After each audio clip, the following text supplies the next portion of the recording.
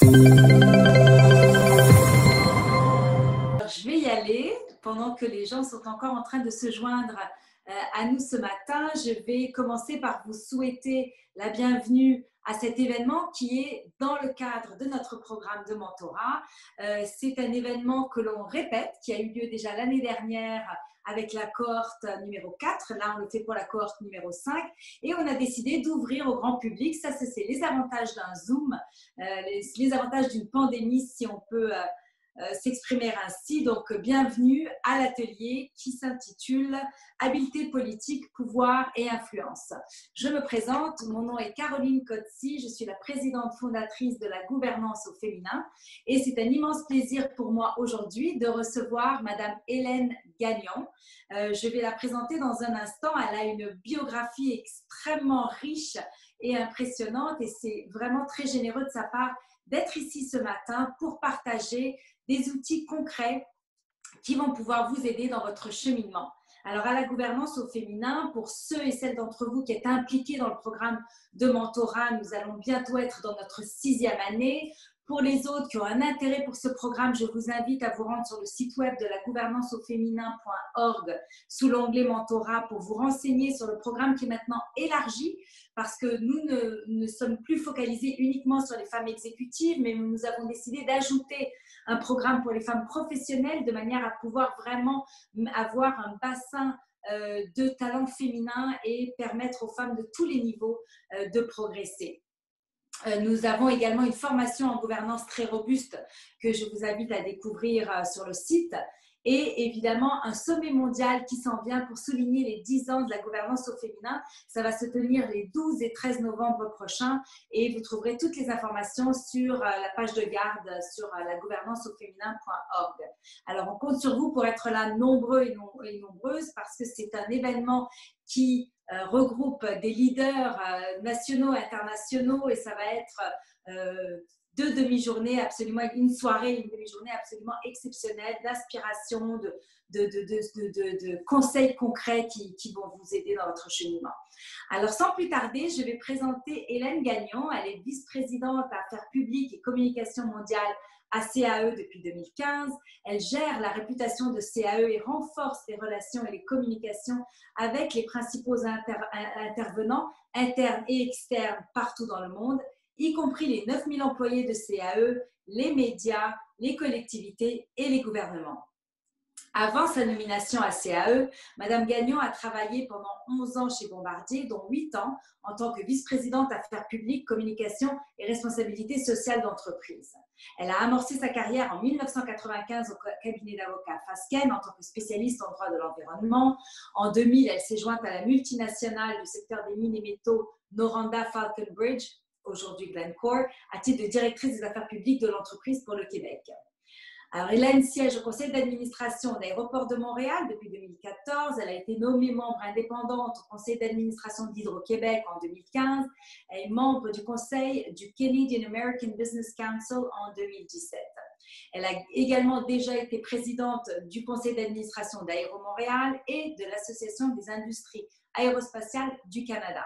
Madame Gagnon a toujours joué un rôle très actif dans la collectivité. Elle s'est impliquée au sein de plus de 50 organisations dans les 2 dernières décennies et a siégé à plus de 25 conseils d'administration. Elle a remporté 60 bourses d'études, de nombreux prix prestigieux et a été hissée au top 100 des femmes les plus influentes au Canada. Alors, comme vous pouvez le constater, on a une personne de grande qualité, de calibre, qui va venir vous parler aujourd'hui. Alors, sans plus tarder, je vais inviter Laure Cohen à ouvrir sa caméra. Elle s'adressera à vous en fin de conférence. Mais je vais vous présenter brièvement Laure Cohen, qui est la coprésidente du comité de mentorat et ce depuis le tout début, depuis 6 ans. Je remercie également Laure ainsi que ses coprésidents Franck Bernard et Guylaine Vogel pour le travail sans relâche pour vous permettre d'avoir un programme absolument exceptionnel. Et je donne la parole sans plus tarder à Hélène Gagnon. Merci. Merci, merci Caroline pour cette belle introduction. Merci à tout le monde d'être avec nous ce matin. Donc, quand on parle d'habilité politique, pouvoir et influence, je trouve que le titre est un peu pompeux, mais je vais vous dire que mon objectif à moi, en fait, ce matin, c'est de démystifier et vraiment simplifier les jeux politiques, puis vous donner des outils pour faire en sorte que vous n'ayez plus peur des jeux politiques et que vous voyez ça comme quelque chose de très normal. Et puis, vous saurez un peu comment y faire face. En fait, c'est ça mon objectif. Donc, vraiment simplifier, vulgariser. J'ai pas de diapositives. En fait, moi, dans les Zoom, Teams, WebEx, je trouve que quand on a une présentation, on est encore plus petit, on se voit encore moins. Et puis, je vais répéter suffisamment pour que les étapes et les trucs rentrent dans votre esprit. Puis, je comprends aussi que c'est enregistré. Donc, pas de diapo, juste un regard, même si moi, je ne vous vois pas.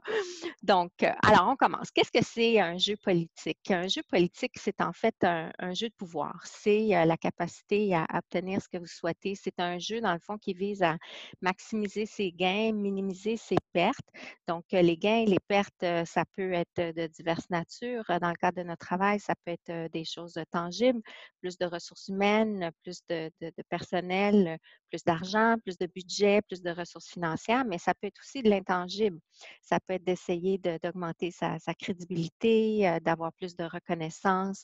Donc, c'est ça qu'on veut dire par un jeu politique. Et l'influence, c'est dans le fond le résultat de votre pouvoir. Donc, moi, aujourd'hui, je vais vous expliquer un peu qu'est-ce qui déclenche les jeux politiques, qu'est-ce que c'est vos leviers de pouvoir, puis une fois qu'on les a compris, comment est-ce qu'on peut se positionner. Donc, un jeu politique, c'est normal, c'est des gens qui essaient de maximiser des gains, minimiser des pertes. Ça se passe beaucoup en entreprise, il y a des gains tangibles, des gains intangibles. Puis, dans le fond, on essaie d'utiliser les pouvoirs qu'on a dans notre sac un peu nos outils, puis c'est comme ça qu'on arrive à les influencer.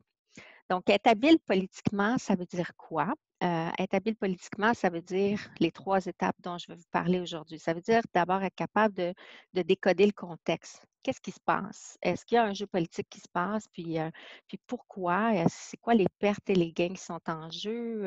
Pour qui? Qui essaie de se positionner? Qui est en concurrence avec qui? Est-ce qu'il y a une décision qui est au cœur du contexte? Donc, la première étape, c'est décoder le contexte, comprendre qu'est-ce qui se passe. La deuxième, c'est d'être capable d'évaluer la situation en fonction de ses leviers de pouvoir. Donc, de savoir c'est quoi mes leviers de pouvoir, donc avec quoi je peux influencer une situation. Puis la troisième étape, c'est dans le fond de se positionner en fonction de ses leviers de pouvoir, puis en fonction des relations qu'on a avec les personnes qui sont en jeu. Donc, être habile politiquement, c'est de ça dont je vais vous parler aujourd'hui. Trois étapes. Décoder le contexte, comprendre qu'est-ce qui se passe.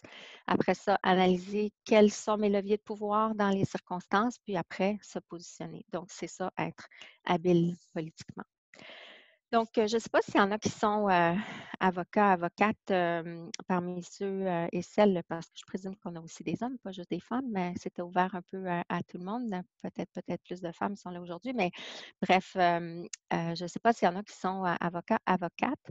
Moi, je le suis, comme Caroline l'a dit, j'ai commencé ma carrière comme avocate, mais il y a une formation donnée par Pierre Lanné du Barreau du Québec, qui est une formation web sur les habiletés politiques.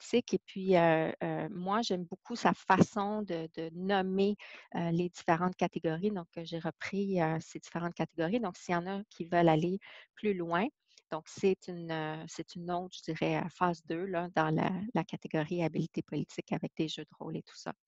Donc, qu'est-ce qui déclenche les jeux politiques?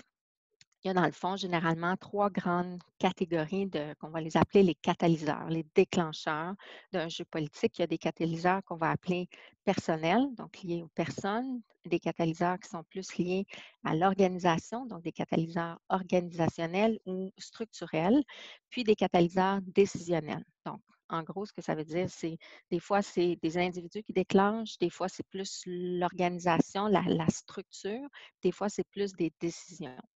Donc, qu'est-ce qu'on veut dire par là? Donc, si on regarde la première catégorie de déclencheurs ou de catalyseurs de jeux politiques, Il y a les catalyseurs personnels. Donc, la première sous-catégorie, je dirais, c'est l'ambition.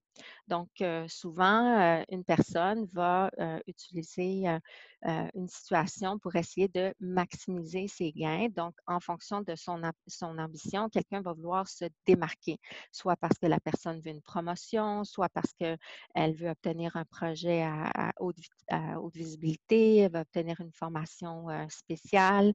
Donc, à ce moment-là, c'est vraiment un catalyseur, un déclencheur, l'ambition d'un ou plusieurs individus.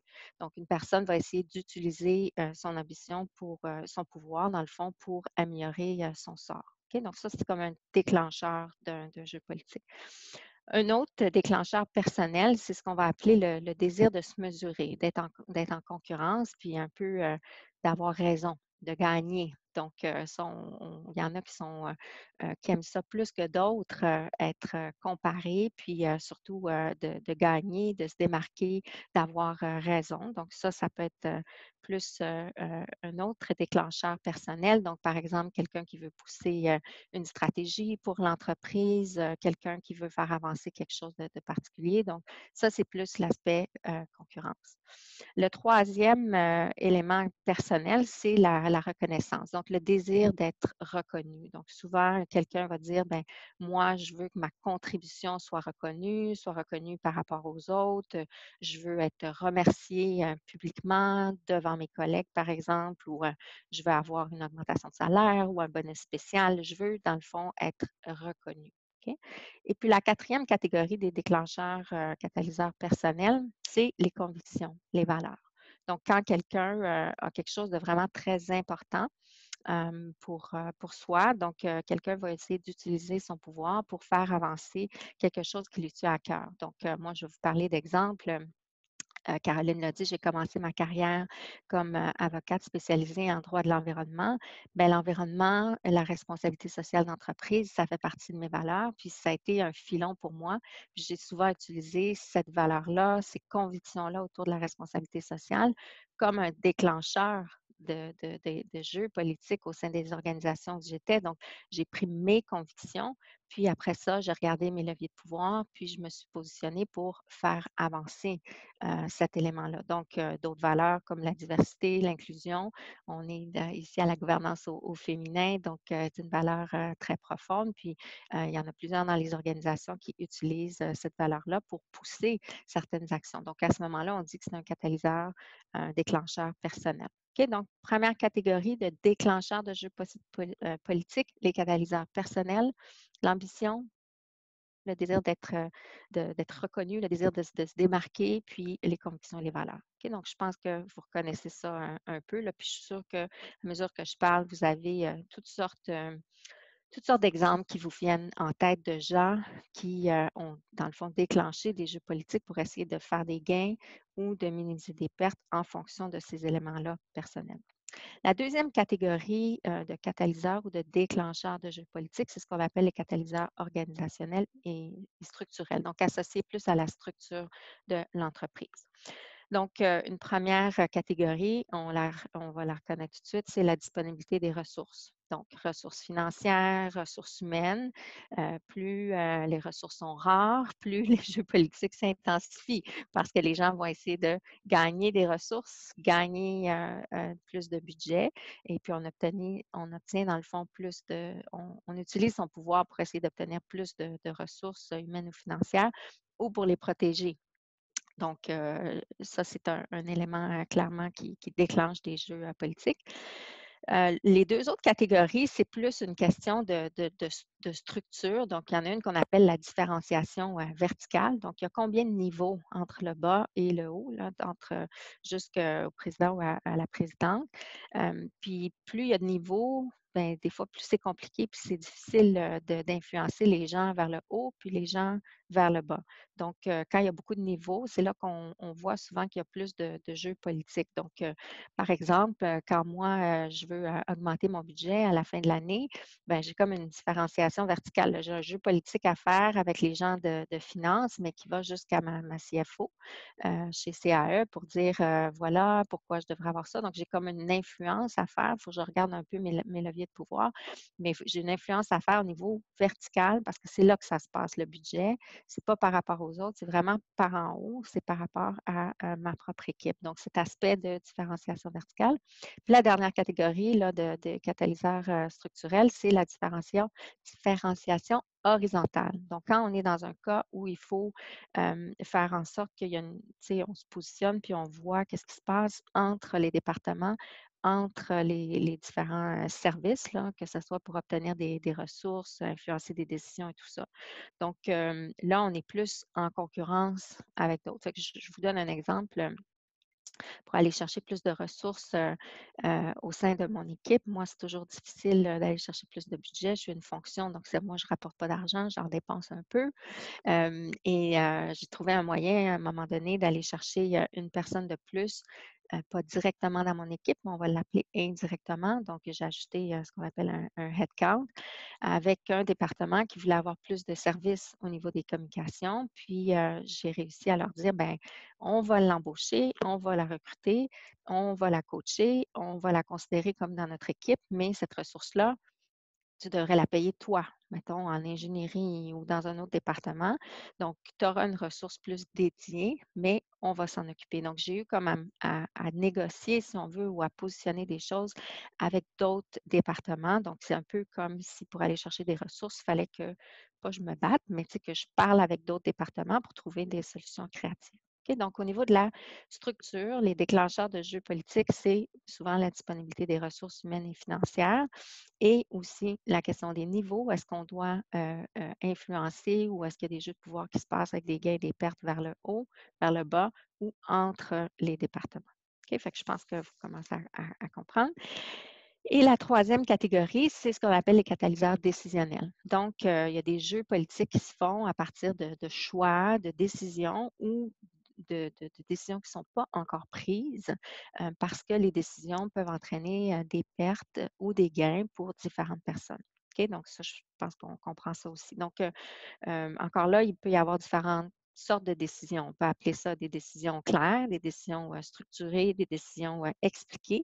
Donc, il y a une décision qui est prise, puis là, il y a comme un jeu politique de gens qui essaient d'influencer en fonction de l'information qui est disponible. Est-ce qu'on fait quelque chose pour l'appuyer, la contester? Je donne un exemple. Par exemple, il y a 2 ans, il y a eu une grève chez CAE qui a duré quelques semaines. Donc, il y a une décision qui avait été prise là, par les employés syndiqués d'aller en grève. Et puis après, comme équipe de direction, on avait différentes façons de réagir à cette grève-là. Puis à un moment donné, on a décidé, dans le respect des lois, d'écrire une lettre aux employés syndiqués. Donc, il y a possibilité, avec le bon ton, sans miner le droit à l'association des employés, de parler aux employés puis de leur expliquer un peu notre position. Mais cette lettre-là, comment ça s'est fait, le contenu, la décision d'écrire une lettre au syndicat ou pas dans un contexte quand même très délicat, tout ça, ça génère des jeux politiques. Donc, il y en a qui essaient de se positionner. Est-ce qu'on va gagner avec ça? Est-ce qu'on peut perdre? Est-ce que ça peut être un recul pour nous? Donc, il y a beaucoup, beaucoup d'influence à ce moment-là qui se passe, beaucoup de jeux de pouvoir par rapport à une décision claire de dire on fait ça ou on ne fait pas ça par rapport à quelque chose qui s'est fait. Donc, l'aspect des décisions, ça déclenche beaucoup de ces jeux de pouvoir pour regarder quels sont les gains, les pertes. Il y a des catégories de décisions qu'on va appeler ça non structurées, pas trop expliquées. Et puis ça engendre beaucoup de jeux de pouvoir aussi. Donc, par exemple, quand il y a un changement de leader à la tête d'une unité d'affaires, d'un département, les avis qui sont envoyés, où est-ce qu'on dit ben, la personne a quitté pour poursuivre d'autres opportunités, etc. Bien, souvent, on ne donne pas beaucoup d'explications. C'est voulu. Il y a beaucoup de raisons par rapport à ça. Mais les gens manquent d'informations. Et ça déclenche beaucoup de jeux politiques où les gens essaient de maximiser leurs gains, minimiser leurs pertes. Qu'est-ce qui va arriver maintenant qu'il y a des changements de l'État? Qu'est-ce qui est vraiment arrivé? Comment est-ce que ça va m'affecter moi, etc. Donc, il y a des réactions qui se passent par rapport à des décisions, disons, moins expliquées ou moins structurées. Puis la troisième catégorie des décisions, je dirais, c'est les décisions qui ne sont pas encore prises. Donc, c'est l'incertitude. Donc, on peut rentrer dans cette catégorie-là. Quand une entreprise est en train de discuter, est-ce qu'on devrait vendre des actifs? Est-ce qu'on devrait faire des acquisitions? Donc, tout ce qui est fusion-acquisition ou vente. C'est un exemple là, de choses, de décisions qui souvent sont en attente, ne sont pas toujours très expliquées. Il y a beaucoup d'incertitudes et là, il y a des gens qui vont essayer de maximiser leurs gains, minimiser leurs pertes en fonction de ce qui se passe ou ce qui ne se passe pas encore, donc à cause de l'incertitude. OK? Donc, si je vous résume, décoder le contexte, parce que c'est vraiment la première étape d'être habile politiquement, c'est de comprendre qu'est-ce qui se passe.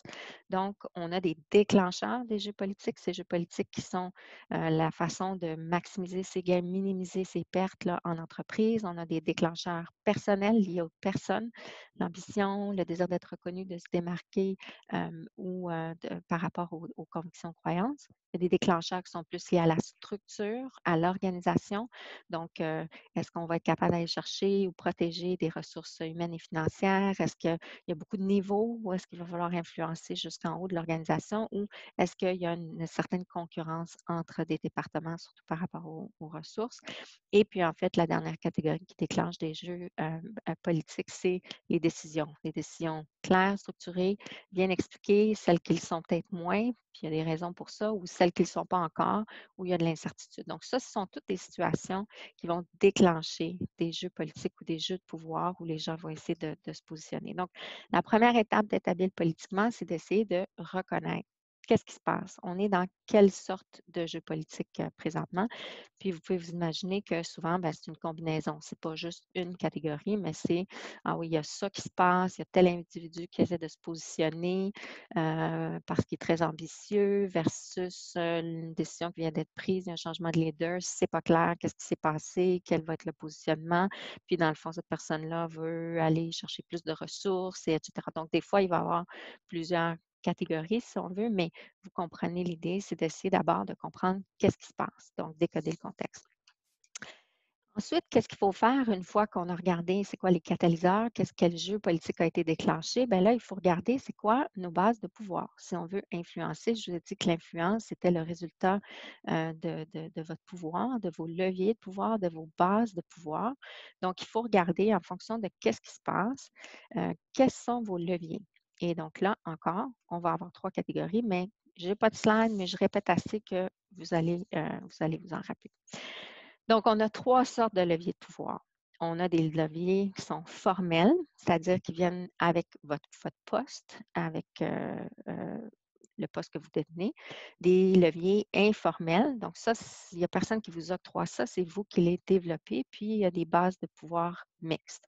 Donc, les bases de pouvoir formelles, celles qu'on détient avec notre poste, c'est d'abord l'autorité hiérarchique.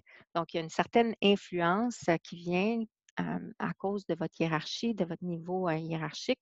Donc, je peux vous dire, par exemple, quand il y a quelque chose qui bouge moins dans l'organisation, puis que je dis à mes employés, utilisez mon nom, je suis là pour ça. Et puis que les gens vont dire, ben j'ai parlé avec Hélène, notre vice-présidente, puis elle est d'accord avec nous qu'on devrait faire ça. Ben, tout à coup, c'est drôle, là, mais ça bouge plus vite. Fait que la hiérarchie, des fois, c'est dommage de penser que la hiérarchie fait bouger des choses, mais veut pas, la hiérarchie, des fois, c'est un levier de pouvoir qu'il faut être capable d'utiliser à bon escient.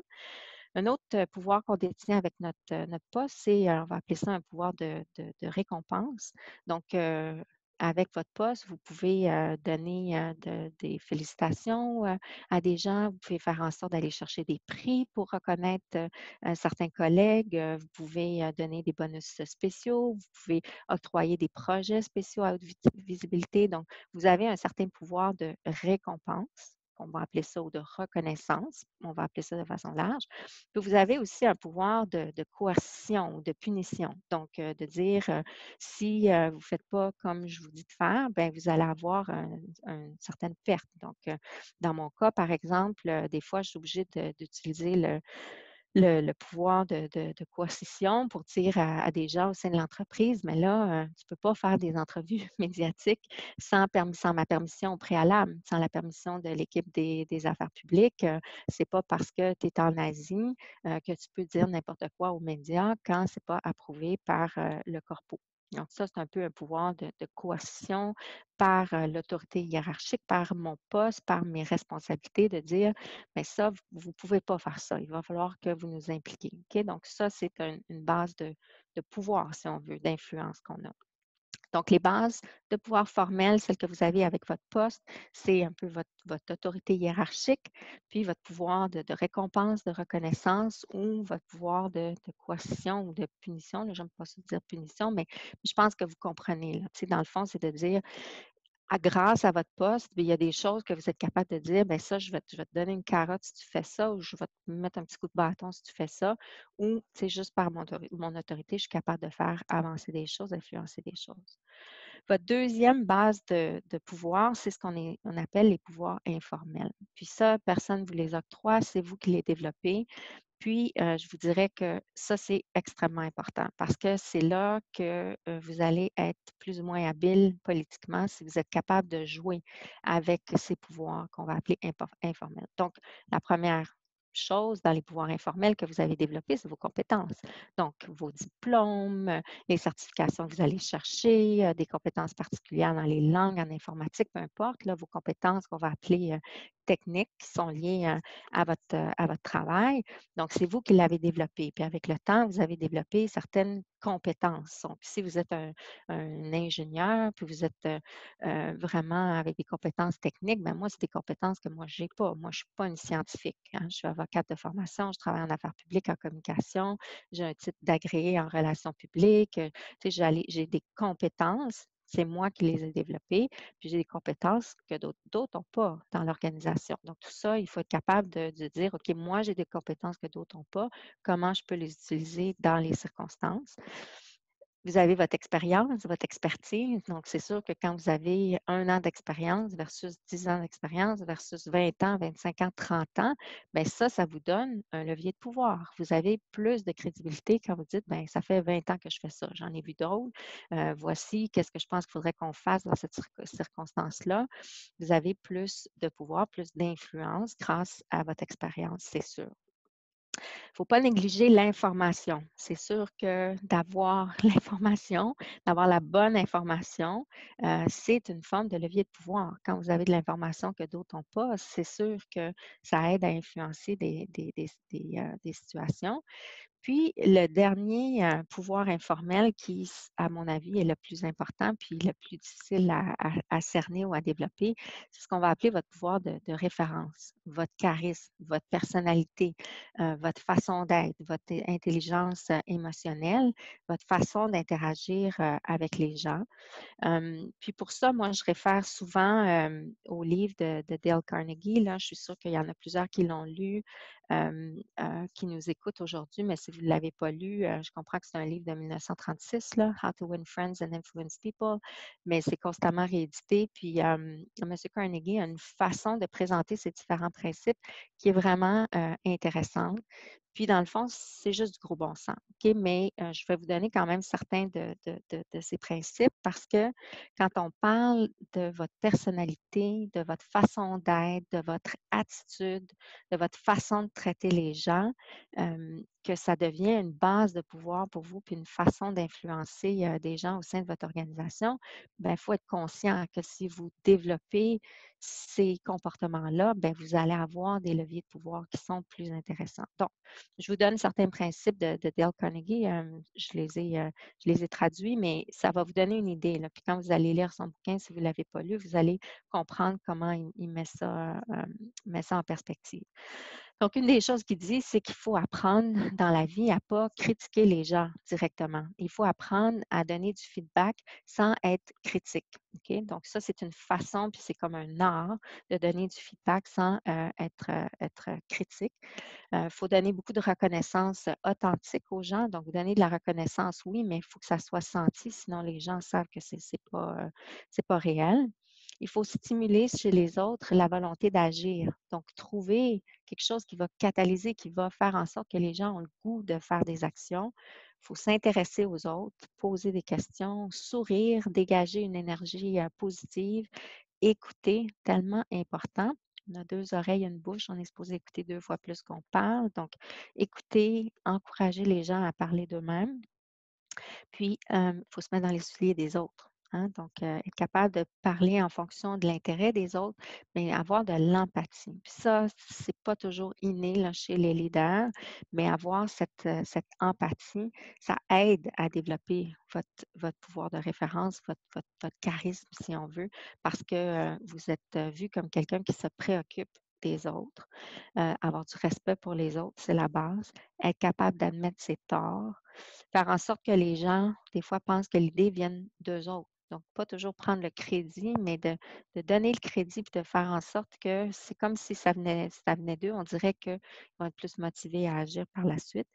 Être ouvert aux idées des autres, en appeler aux motivations les plus nobles, donc d'aller vraiment toucher les valeurs. Puis, des fois, de mettre les gens au défi, de dire, «Ah, on devrait faire ça, mais pourquoi je vous mets au défi de faire telle chose, telle chose, telle chose?» Donc, il n'y a rien de compliqué dans ça, là, ce que je viens de vous dire. C'est des principes de base, mais des fois, on oublie ça, puis on oublie que de développer nos comportements, développer les bonnes attitudes, ça fait en sorte que ça nous positionne extrêmement bien dans l'organisation. Puis, je dis souvent, dans le développement des carrières, les gens mettent beaucoup d'emphase sur le développement de leurs compétences techniques, puis moins sur le développement de leur comportement, puis moins sur le self-awareness, d'être vraiment conscient de ce qu'on dégage comme comportement. Alors, je vous encourage à lire ça, mais tu sais, j'ai fait une parenthèse sur cette base de pouvoir informel parce que là, ce que je viens de vous dire, c'est que dans la série des pouvoirs informels que vous avez, donc ça, c'est personne qui vous les octroie, c'est vous qui les développez.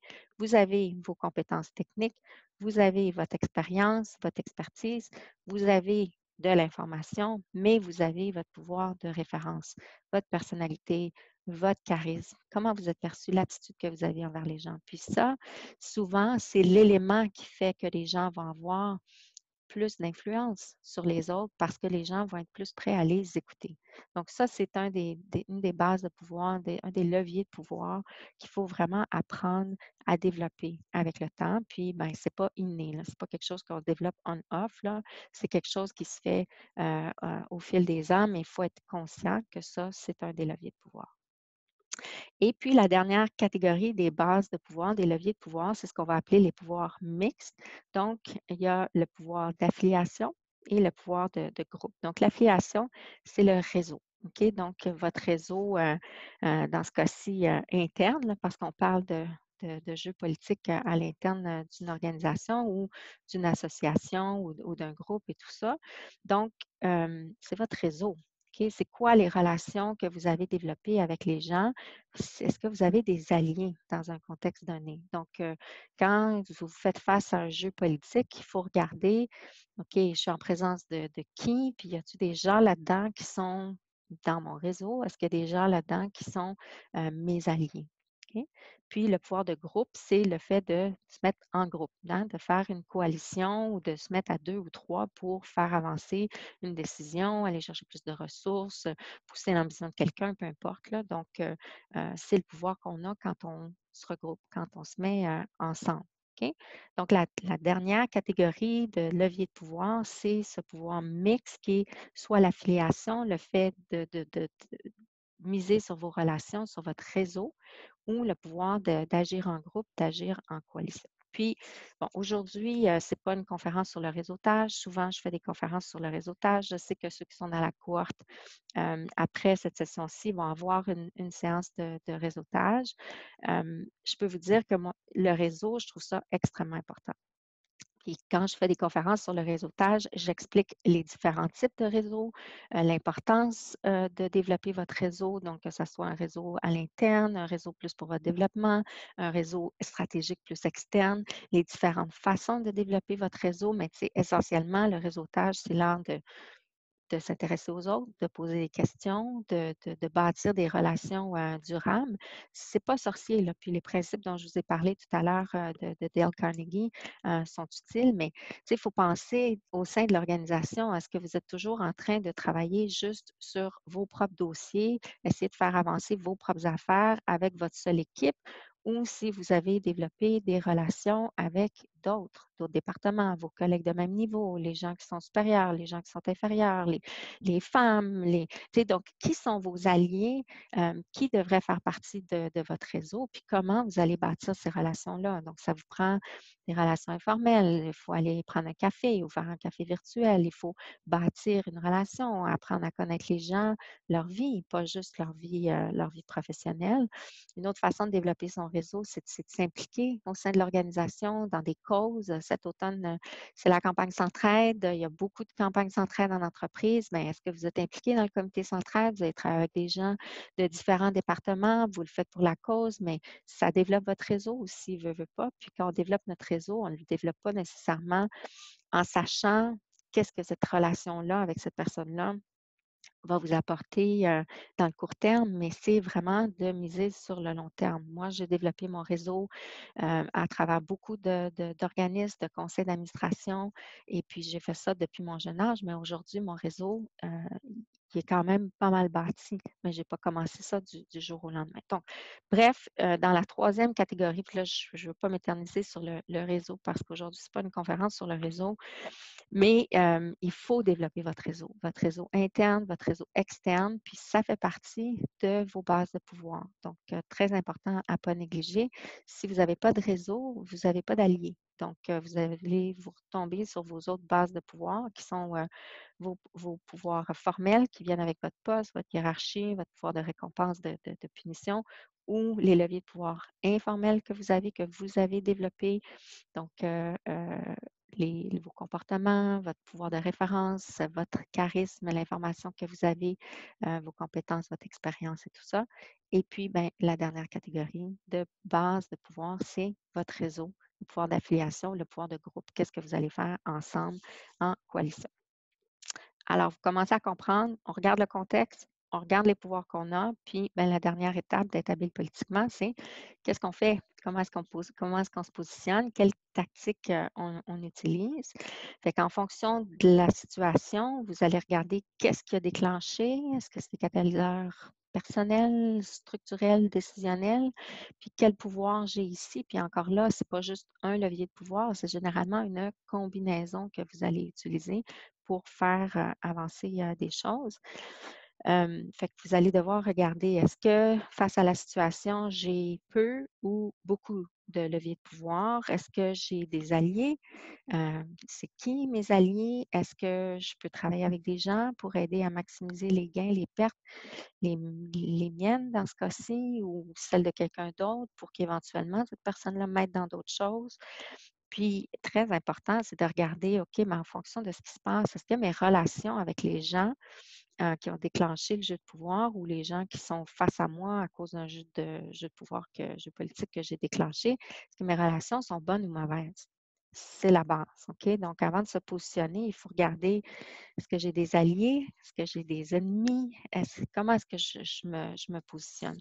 Fait que dans le fond, quand vient le temps de se positionner, si on veut face à un jeu politique, c'est de regarder qu'est-ce qui s'est passé, puis de regarder vos bases de pouvoir. Est-ce qu'elles sont élevées, pas élevées? Puis est-ce que vos relations avec les gens en présence, est-ce qu'elles sont bonnes ou mauvaises? Ça fait comme un petit tableau là, hein, avec quatre éléments, relations bonnes, mauvaises, base de pouvoir peu élevée ou très élevée. Fait qu'on peut mettre des mots là-dessus, là, mais je suis sûre que vous comprenez très bien. Tu sais, si vous avez des bases de pouvoir élevées, puis des bonnes relations avec tout le monde, ben vous êtes comme dans la meilleure situation, hein. Donc, c'est là que vous vous dites, OK, face à la situation, je vais pouvoir probablement avoir des chances d'influencer le jeu politique qui est en train de se passer. Fait qu'on peut appeler ça, puis Maître Lenné, dont je parlais tout à l'heure, là, du barreau, appeler ça la catégorie d'expansion. OK? Donc, vous avez des bases de pouvoir élevées, des bonnes relations, vous avez du pouvoir, vous avez des alliés.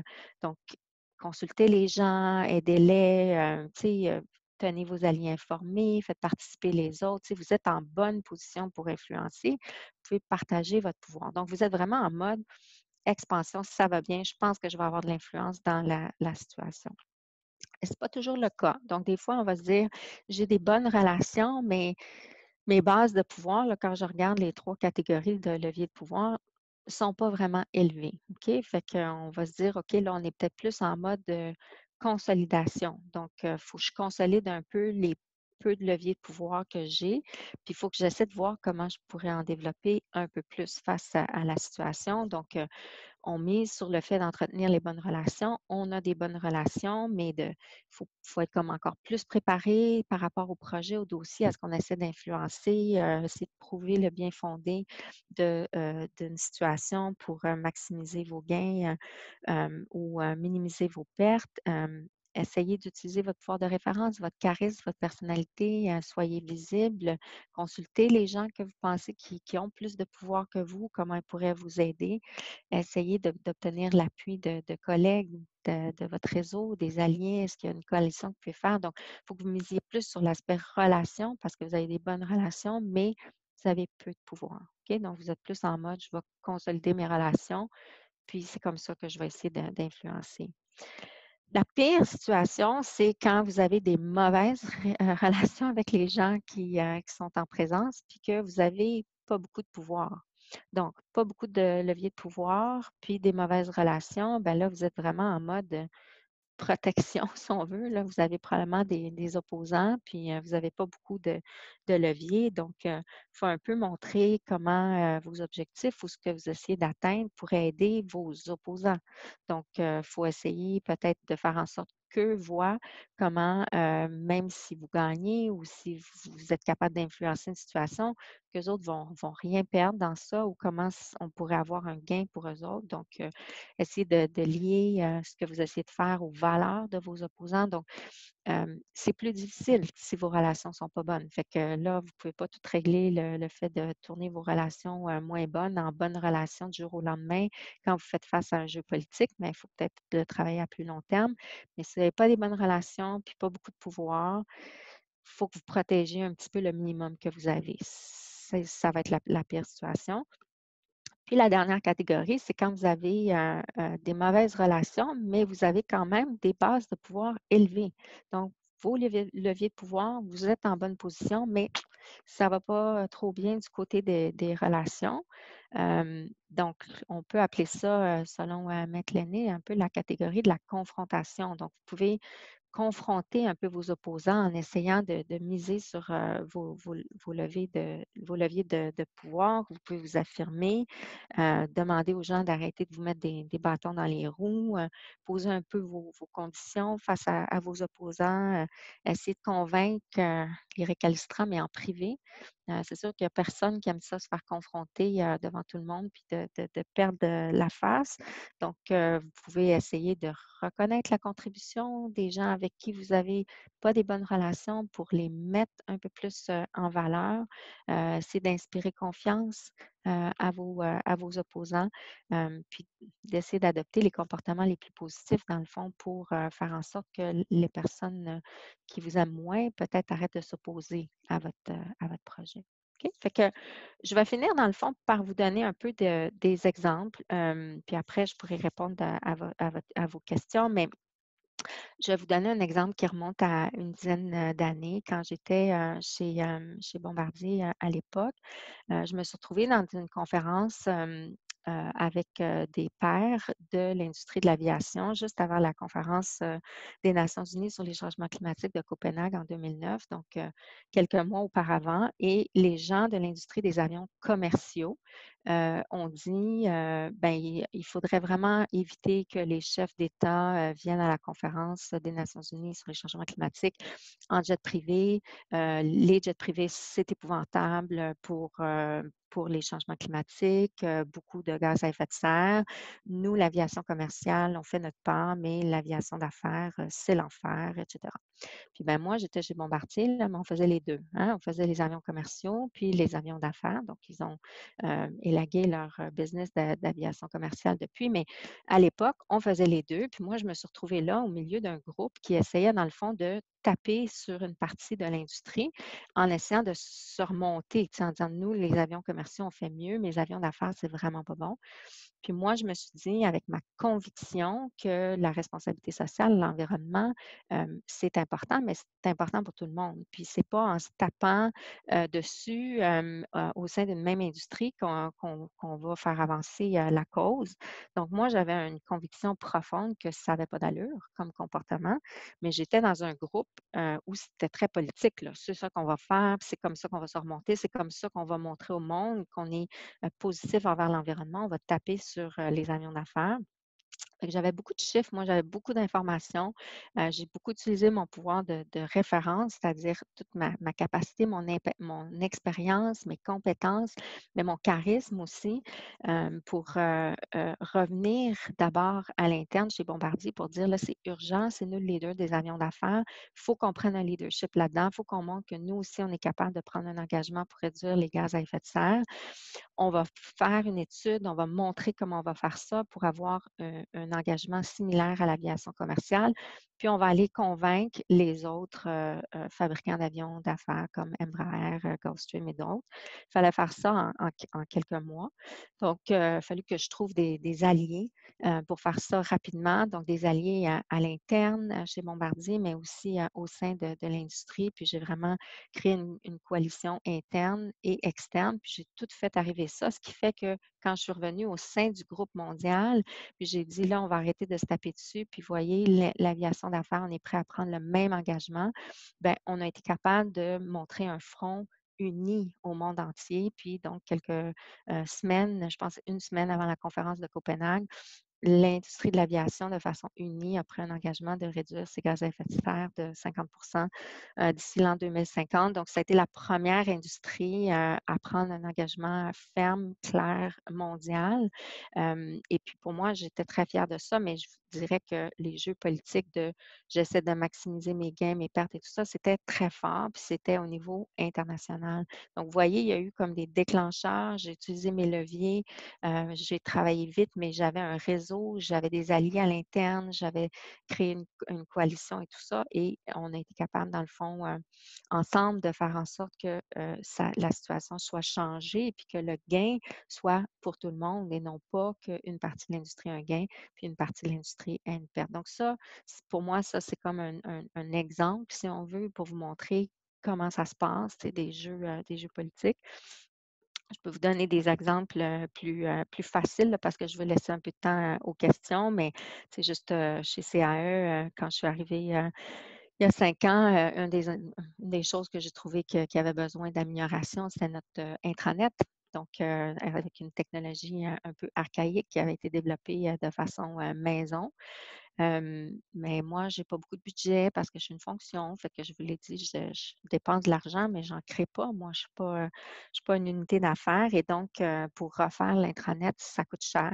Il a fallu que je démontre pourquoi on devrait modifier l'intranet, l'impact que ça aurait sur la culture de l'entreprise, l'engagement des employés, d'avoir un outil vraiment qui est très engageant puis qui est à la fine pointe de la technologie pour une compagnie de haute technologie, ça serait comme la base.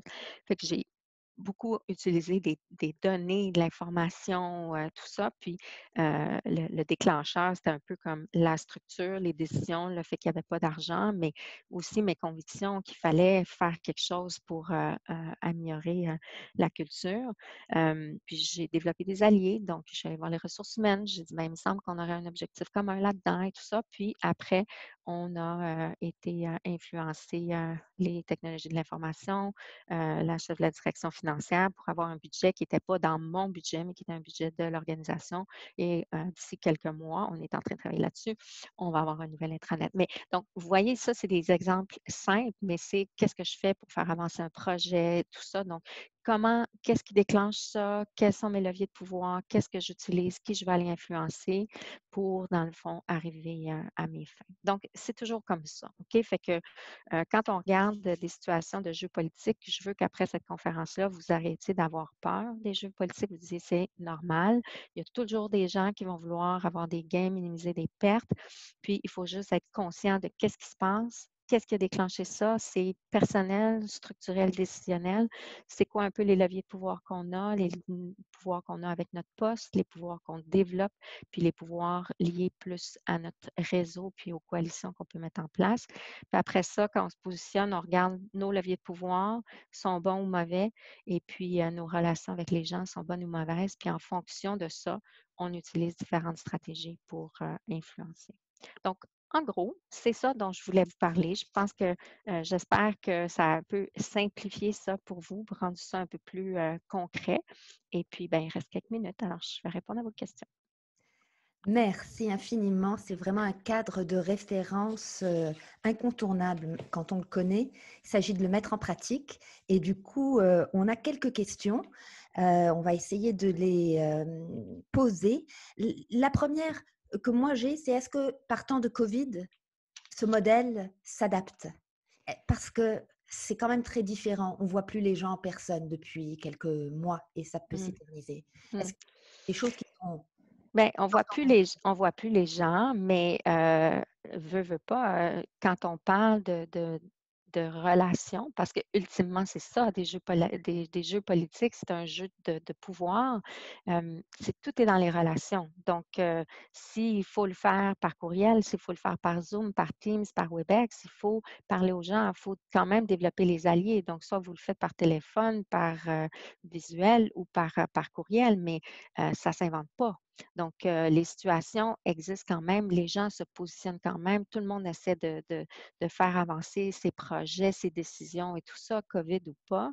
Donc, il faut que vous développiez quand même vos leviers de pouvoir puis que vous les utilisiez. C'est sûr que c'est plus facile si vous cognez à la porte de quelqu'un pour dire j'ai un petit projet, j'aimerais ça t'en parler, voudrais-tu m'aider là-dessus, puis bon, etc. Mais s'il faut le faire par Zoom, ben il faut le faire par Zoom parce que il faut les activer, vos leviers de pouvoir. Donc, je pense que c'est sûr que c'est en 2 dimensions au lieu d'être en 3 dimensions, mais il faut le faire quand même. Mhm. Parfait. Alors, je veux donner le temps. En voici une. C'était Alexandra Rasset. Comment bien se positionner dans un jeu politique décisionnel au niveau exécutif lorsque notre gestionnaire ne veut pas jouer le jeu politique? Bien, en fait, il faut trouver faut trouver des alliés.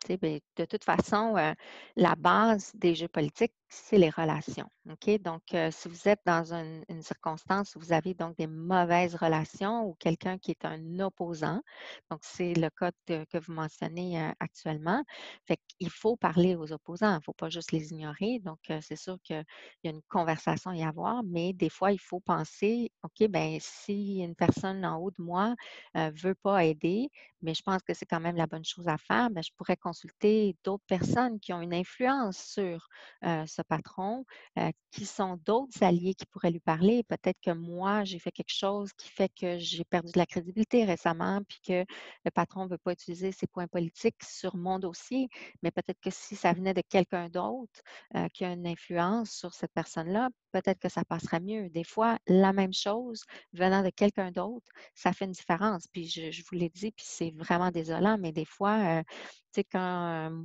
quelqu'un de mon équipe demande quelque chose à l'interne, puis ça ne bouge pas, puis à un moment donné, je dis, utilisez mon nom, là. ça va bouger. Puis ils disent, j'ai parlé à ma VP, puis tout à coup, pouf, ça bouge. Alors, il y a des fois, il faut être conscient de ça. C'est frustrant parce qu'on se dit, ben là, tu sais, on a-tu vraiment besoin d'utiliser la hiérarchie? Mais regardez, c'est quoi vos leviers, puis c'est quoi les options que vous pouvez avoir. Il ne faut pas juste prendre ça comme une fin de non-recevoir. Si vous avez une conviction profonde que c'est la bonne chose à faire, ben il faut être patient des fois. Le mot conviction profonde revient souvent. J'ai l'impression que Absolument. c'est vraiment Oui, important de les oui. connaître. Quelles sont les erreurs les plus communes que les gens font dans le monde des habiletés politiques? Ça nous vient Mm, de Zena mm. Garzosi. Ben, je pense que les gens ne savent pas qu'est-ce qui se passe. Mm. Puis, c'est pour ça que je disais que les gens ont souvent peur des jeux politiques, puis ils vont arriver dans une organisation, puis ils vont dire, c'est politique ici, je comprends pas, c'est donc bien politique, puis où est-ce que je travaillais avant, c'était pas si politique et tout ça. Mais quand on dit, OK, mais c'est quoi que tu veux dire par politique? OK? Fait que moi, je vous ai mis des mots là-dessus aujourd'hui. Un jeu politique, c'est un jeu où quelqu'un essaie d'avoir un gain ou de minimiser une perte, puis ça va être soit quelque chose de personnel, de structurel ou de décisionnel. Donc, l'erreur, c'est que les gens ne comprennent pas qu'est-ce qui se passe et ils ne sont pas capables de décoder le contexte. Si vous êtes capable de voir qu'est-ce qui se passe, puis il faut juste être conscient, puis à partir d'aujourd'hui, vous allez être beaucoup plus conscient, vous dire, ah, OK, c'est une question d'ambition, il y a quelqu'un qui veut de la reconnaissance, ou c'est plus de se positionner par rapport à une décision, ou il y a de l'incertitude, il y a quelqu'un qui veut se positionner. OK, je comprends qu'est-ce qui se passe, puis je regarde un peu qu'est-ce que je peux faire pour influencer la situation. Puis c'est pas toujours urgent ou important de se positionner non plus. Pas toutes les batailles devraient être vos batailles. Il faut faire des choix. Donc, des fois, il faut dire, OK, ben ça, reconnaissance pour telle personne, il veut prendre le crédit sur ça. Qu'ils prennent, mais tu sais, quand ça va être vraiment quelque chose de très important, je ne le laisserai pas faire. Puis je vais peut-être lui dire en privé, mais peut-être que tu aurais pu me donner un peu de crédit là-dessus. Puis il va faire comme, oups, OK, la prochaine fois, je vais t'en donner plus. Tu sais, il y a des moments, des fois, donc d'essayer de tout faire tout le temps, puis de ne pas comprendre ce qui se passe, je pense, ce serait des erreurs. Mm. Ce que j'aime dans ce modèle, c'est que ça nous permet d'enlever un peu l'ego de la Mhm, situation. mhm, Ça le retire. Peut-être dernière question si tu as le temps. mhm. Alors, Annabelle Gauthier. Bonjour, Annabelle Gauthier, VP Talent et Culture chez Targré, anciennement de Bombardier. J'aimerais Absolument. savoir, Je connais bien Annabelle. superbe, j'aimerais savoir quelle est votre force, qualité personnelle et comment celle-ci vous permet de vous positionner, peu importe les circonstances, en ayant un impact immédiat sur l'auditoire. Ben, moi, mes forces, c'est sûr que, un, c'est mon réseau. OK? Puis je l'ai dit, je l'ai beaucoup développé, puis j'ai vraiment un souci de ça. Puis je trouve que les gens dans leur carrière misent pas beaucoup sur le réseau ou vont miser juste sur le réseau externe, puis vont oublier qu'ils ont besoin d'un réseau interne. Donc, ça vous prend des alliés dans tous les départements. Vous devez bien connaître, avoir des bonnes relations avec tous vos collègues de même niveau, les gens supérieurs, les gens au moins un ou deux niveaux plus bas dans d'autres départements. Donc, ça vous prend un réseau interne parce que ça vous prend des alliés, vous allez pouvoir faire des coalitions, faire des trucs comme ça. Donc, le réseau, pour moi, c'est une force. Puis, les gens ne le développent pas assez ou en sont pas assez conscients. Puis, ben, mon autre force, moi, c'est le pouvoir de référence, le charisme, l'intelligence émotionnelle, d'être capable d'écouter, de comprendre. Là, aujourd'hui, je donne une conférence parce que je parle, mais ceux qui sont dans des rencontres avec moi, c'est pas moi qui occupe le plus d'espace dans un meeting. Je suis capable de parler au bon moment, occuper l'espace au moment qui me revient, miser pour dire, ben ça, c'est mon expertise, là, je peux vous donner un conseil là-dessus, etc. Mais pas parler sur tout le temps, puis occuper tout l'espace. Donc, être capable de bien prendre ma place, si je veux. Occuper l'espace, oui, quand c'est le temps, mais pas tout le temps.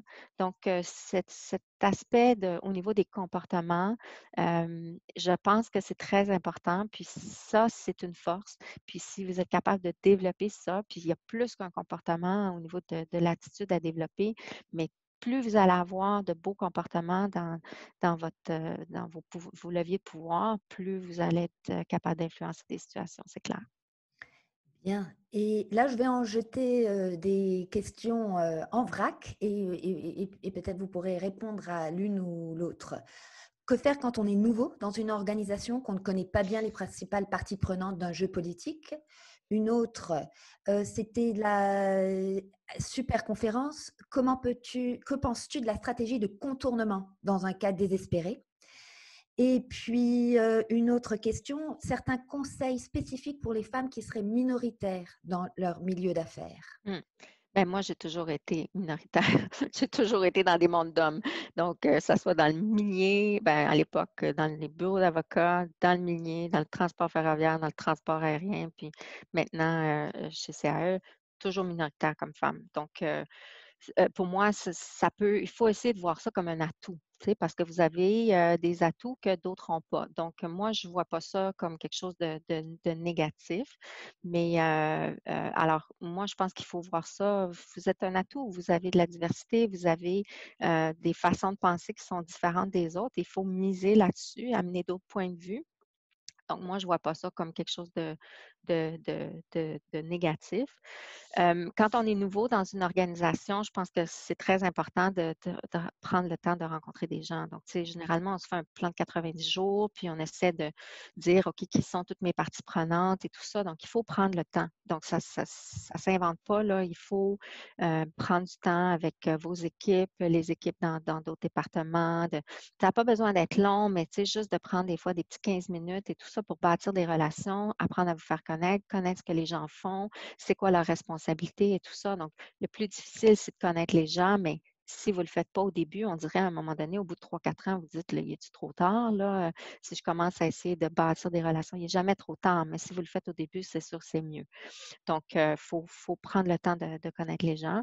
Puis, ben, au lieu de la stratégie de contournement, peut-être pour finir là-dessus, essayez de voir c'est qui vos alliés. Qui d'autre pourrait vous aider, qui pense comme vous, puis essayez plutôt de revenir en groupe face à une situation. Voilà.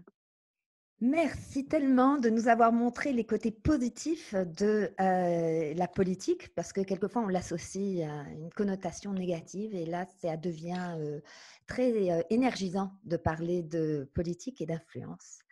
Merci, il y aurait eu d'autres questions, mais je sais que vous avez un rendez-vous à 9 Oui, heures. c'est Donc je ça, vous je laisse dois aller. partir pour une autre Merci. rencontre. Mais Parfait. merci tout le monde d'avoir été là ce matin, puis ben, j'espère que ça a démystifié ça un petit peu pour vous. Bonne Oui, fin de journée. merci. Tous les chats disent que c'était super. Bon, Voilà. ben, Et tant les mieux. autres, Merci. Au revoir. au revoir. Et les autres, on se retrouve donc pour ceux qui font partie de la cohorte sur le lien que vient de nous envoyer Ilham. À tout de suite.